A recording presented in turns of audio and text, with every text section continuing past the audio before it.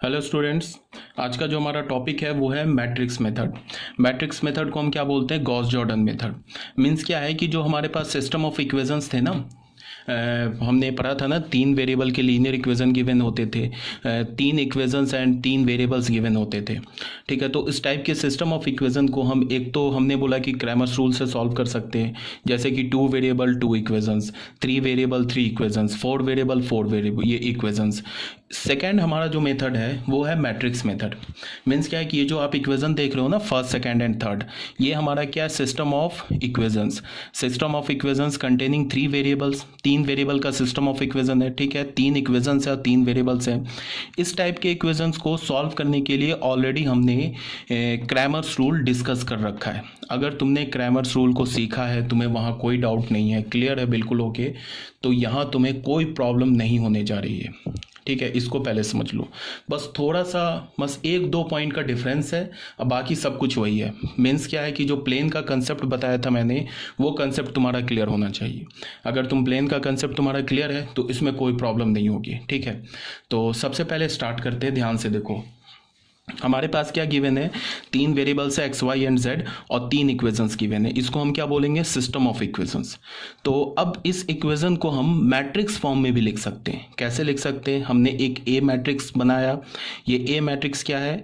X Y Z का जो coefficient है ना, ए वन एक्स, एक्स के कॉफिशेंट क्या हो गए? A one A two A three, इसको हमने पहला कॉलम बना लिया। वाई का जो कॉफिशेंट है B one B two B three, इसको हमने दूसरा कॉलम बना लिया। और जेड का जो कॉफिशेंट है C one C two three C three, इसको हमने तीसरा कॉलम बना लिया। अब इसको हमने क्या बोला? ए मैट्रिक्स। और तुम्हें पता है कि ये जो ए मैट्रिक्स है ये एक्चुअली डेल्टा, इसका जो डिटर्मिनेंट है वो किसके इक्वल होता है? डेल्टा के इक्वल। हमने कि क्रैमर्स रूल में पढ़ा था ना, डेल्टा कैसा डिटर्मिनेंट लिया था? Coefficient matrix. कोफिशिएंट मैट्रिक्स का डिटर्मिनेंट मीन्स क्या? जो एक्स वाई जेड है ना, उसके जो कोफिशिएंट है उसका डिटर्मिनेंट। तो इसका क्या मतलब है कि अगर तुम ए का डिटर्मिनेंट ले लोगे तो वो किसके इक्वल हो जाएगा? डेल्टा के इक्वल। अब एक हमने दूसरा मैट्रिक्स बोला कैपिटल एक्स। ये क्या हमारा? कैपिटल एक्स मैट्रिक्स है। इसको हमने क्या बोला? Small X Y Z. एक मैट्रिक्स ले लिया, वर्टिकल मैट्रिक्स ले लिया। उसके बाद एक हमने बी मैट्रिक्स लिया, जो ये तीनों इक्वेशंस का जो कांस्टेंट टर्म है ना, D1 D2 D3, उसका हमने एक मैट्रिक्स ले लिया D1 D2 D3, constant term का मैट्रिक्स ले लिया। अब यहाँ क्या लिखा है? So the system of equations 1 2 and 3 can be written as. ये जो तीन सिस्टम ऑफ इक्वेशन है ना, इसको तुम मैट्रिक्स के फॉर्म में कैसे लिख सकते हो? A X is equal to B. ठीक है, ए क्या है हमारा? कॉफिशेंट मैट्रिक्स है। एक्स क्या हमारा? एक वर्टिकल मैट्रिक्स है, एक्स वाई जेड। और बी क्या हमारा? D1 D2 D3। इसको जब तुम लेफ्ट हैंड को मल्टीप्लाई करोगे तो कैसा हमें इक्वेशन मिलेगा? एक ऐसे ही होगा ना, A1x प्लस B1y। इसका ऑर्डर क्या है? चलो, इसका ऑर्डर 3/3 है। इसका ऑर्डर क्या है? इसका ऑर्डर 3/1 है। तो जब तुम इसको मल्टीप्लाई करोगे तो इस लेफ्ट हैंड साइड का जो मैट्रिक्स आएगा उसका ऑर्डर क्या होगा? 3/1। तो यहाँ भी 3/1 ऑर्डर है। उसके बाद जब तुम एलिमेंट्स को इक्वेट करोगे ना, तो हमें क्या मिल जाएगा? A1x plus B1y plus C1z is equal to D1। इसको जब तुम मल्टीप्लाई करोगे, चलो मैं मल्टीप्लाई करके दिखा रहा हूँ। देखो, लेफ्ट हैंड साइड को मैं मल्टीप्लाई करूंगा तो इसका ऑर्डर क्या आने जा रहा है? इसका प्रोडक्ट का ऑर्डर क्या आएगा? 3/1। तो जब मैं लेफ्ट हैंड साइड को मल्टीप्लाई करूंगा क्या आएगा? A1x plus B1y plus C1z। फिर क्या होगा? A2x plus B2y plus C2z। फिर क्या होगा? A3x plus B3y plus C3z।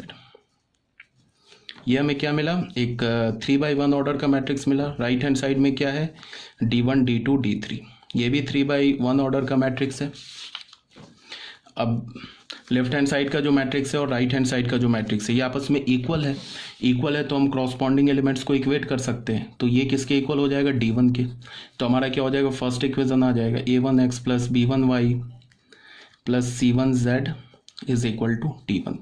Second element को इक्वेट करोगे तो सेकेंड इक्वेशन आ जाएगा A2x B2y plus C2z is equal to D2। Third equation को इक्वेट करोगे, सॉरी, थर्ड एलिमेंट को इक्वेट करोगे तो तीसरा इक्वेशन आ जाएगा C3z is equal to D3। तो इसका मतलब क्या है? फिर से ये सिस्टम ऑफ इक्वेशन आ गया। तो इस सिस्टम ऑफ इक्वेशन को तुम कैसे लिख सकते हो? AX is equal to B। ये ए मैट्रिक्स क्या है? जो एक्स वाई जेड है ना, उसके कॉफिशेंट से बनने वाला मैट्रिक्स है। एक्स क्या हमारा? कैपिटल एक्स मैट्रिक्स, ये एक एक्स वाई जेड ये मैट्रिक्स, और बी मैट्रिक्स क्या है, ये जो हमारा बी मैट्रिक्स बन रहा है ये क्या हमारा जो कांस्टेंट टर्म है उनसे बनने वाला मैट्रिक्स। क्लियर है, यहाँ तक कोई प्रॉब्लम नहीं होनी चाहिए। अब कुछ टर्मिनोलॉजी है, इस टर्मिनोलॉजी को देख लो, ये ऑलरेडी मैंने डिस्कस कर रखा है बट एक बार फिर भी देख लो। कंसिस्टेंट का मतलब क्या होता है, जैसे समय टर्मिनोलॉजी में देख लो कंसिस्टेंट का मतलब क्या होता है। कंसिस्टेंट का मतलब होता है कि सॉल्यूशन मिल जाए। अब अगर एक भी सॉल्यूशन मिल जाए तब भी सिस्टम ऑफ इक्वेशन कंसिस्टेंट होगा, या अगर एक से ज़्यादा इन्फिनाइट सॉल्यूशन मिल जाए तब भी सिस्टम ऑफ इक्वेशन कंसिस्टेंट होगा। मैंने तुम लोग को ऑलरेडी बता रखा है कि या तो एक मिलेगा या तो इन्फिनाइट मिलेगा, दो इक्वेशन नहीं मिलेगा, तीन इक्वेशन नहीं मिलेगा, या तो यूनिक सॉल्यूशन होगा, या तो इन्फिनाइटली मेनी सॉल्यूशन होगा, या तो नो सॉल्यूशन होगा। तो कंसिस्टेंट का क्या मतलब बोला, या तो यूनिक सॉल्यूशन हो जाए या तो इन्फिनाइटली मेनी सॉल्यूशन हो जाए, तो इसको हम क्या बोलेंगे कंसिस्टेंट। दोनों ही केस में, यूनिक सॉल्यूशन के केस में और इनफिनाइटली मेनी सॉल्यूशन के केस में, दोनों में क्या होगा कंसिस्टेंट। अब आ जाओ सेकंड पार्ट में, क्या इनकंसिस्टेंट। इनकंसिस्टेंट का मतलब नो सॉल्यूशन। तो यहां तक कोई प्रॉब्लम नहीं होनी चाहिए, ठीक है। ये हमारा पेज नंबर 163 क्लियर है। अब होमोजीनियस सिस्टम ऑफ इक्वेशन का क्या मतलब है। होमोजीनियस का मतलब क्या है कि बी अगर जीरो हो जाए, बी जो है ना हमारा, अगर ये जीरो हो जाए, बी किसके इक्वल है, ये जो बी मैट्रिक्स किसके इक्वल है, जीरो बोलने का मतलब जीरो मैट्रिक्स हो जाए, नल मैट्रिक्स हो जाए। बी किसके इक्वल है, d1 d2 d3 इसके इक्वल है। अगर ये नल मैट्रिक्स के इक्वल आ जाए, इसका क्या मतलब होगा, d1 d2 d3 तीनों जीरो हो जाएगा। इक्वेट करोगे ना, नल मैट्रिक्स का मतलब ये 0 0 0 लिखा है, ठीक है, तो ये तीनों जीरो के इक्वल हो जाएगा। तो अगर d1 d2 d3 ये तीनों जीरो के इक्वल हो जाए तो ये जो हमारा सिस्टम ऑफ इक्वेशन आएगा ना, इस सिस्टम ऑफ इक्वेशन को हम क्या बोलेंगे, होमोजीनियस सिस्टम ऑफ इक्वेशन। ठीक है, होमोजीनियस सिस्टम ऑफ इक्वेशन कब बोलेंगे, जब हमारा d1 d2 d3 तीनों जीरो हो जाए। एक भी अगर नॉन जीरो हो गया, d1 d2 d3 में से एक भी नॉन जीरो हो गया तो उसे हम होमोजीनियस सिस्टम ऑफ इक्वेशन नहीं बोलेंगे। कब बोलेंगे, जब तीनों जीरो हो जाए, ठीक है। उसके बाद क्या है, एक वर्ड आता है फोर्थ में, क्लियर हो गया थर्ड पॉइंट, बस यही था। एक वर्ड आता है ट्राइवियल सॉल्यूशन या ट्रिवियल सॉल्यूशन। ट्रिवियल सॉल्यूशन कब बोलते हैं कि जब अगर सिस्टम ऑफ इक्वेशन है, यहाँ पे तो मैंने ऑलरेडी बता रखा है कि 3 वेरिएबल 3 इक्वेशन, मैक्सिमम यही पूछेगा जेईई मेंस में, जेईई एडवांस में, बोर्ड में 4 इक्वेशंस एंड 4 वेरिएबल्स नहीं आते हैं, ठीक है।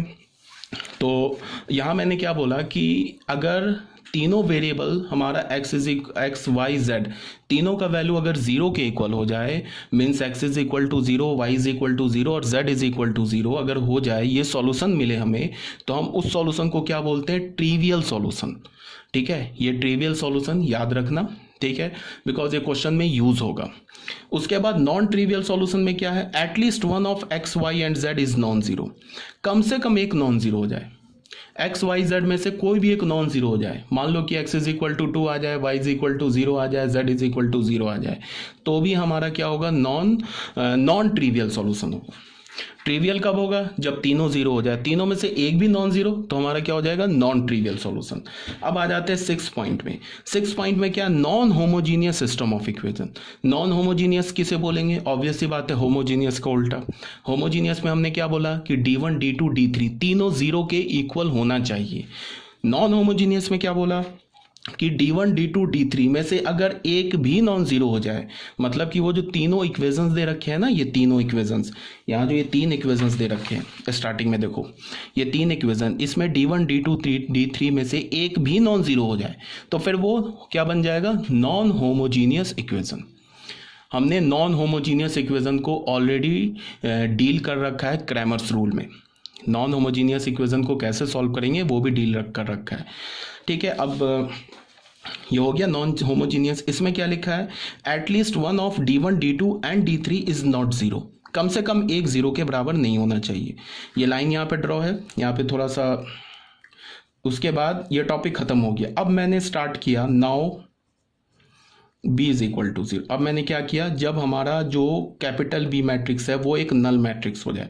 अब इस केस में बात कर रहे हैं हम लोग, नॉन होमोजीनियस खत्म। अब हम लोग बात कर रहे हैं कि जब हमारा कैपिटल ये बी मैट्रिक्स है ना, अगर वो एक नल मैट्रिक्स है, इसको हम डील कर रहे हैं।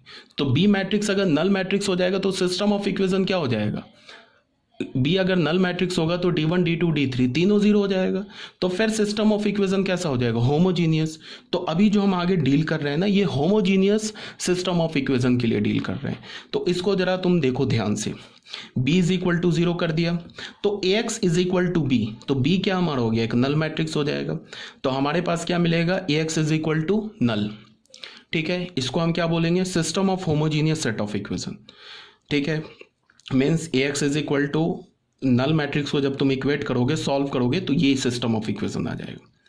ठीक है, अब इसमें ये b इज इक्वल टू 0 हमारा अभी के में यूनिवर्सल कंडीशन है। अभी जो भी हम आगे टॉपिक पढ़ेंगे वो सब किसके लिए पढ़ेंगे, b is equal to null के लिए। केस 1 में क्या है कि when determinant of a is not equals to 0, जब डिटर्मिनेंट ऑफ a क्या होगा हमारा, 0 के इक्वल नहीं होगा। तो इसको हम किस में पढ़ेंगे, केस 1 में।